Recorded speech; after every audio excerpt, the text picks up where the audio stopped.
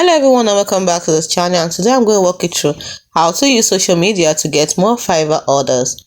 To do this, you have to first of all showcase your work on social media. Post your before and after edits, client testimonials, or quick tips on social media.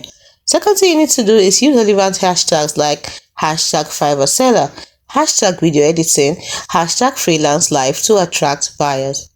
Third step is to engage in communities. Join Facebook groups, Reddit, and LinkedIn posts.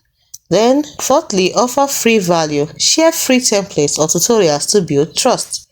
Lastly, link to your gig. Add your Fiverr URL in bios or posts, but avoid spamming. Now, here are mistakes to avoid. 1. Spamming links. Like I said earlier, nobody likes buy my gig posts. Secondly, ignore engagement, and the mistake people make. Reply to comments, DMs fast to build relationships. Then, posting inconsistently. Always stay active within 3 to 5 times a week to stay visible. And lastly, using low quality content. Blurry clips or generic posts won't attract buyers. Pro tip: repurpose client projects with permission from them, of course, into portfolio clips. Real examples sell best. Hope you found this video helpful.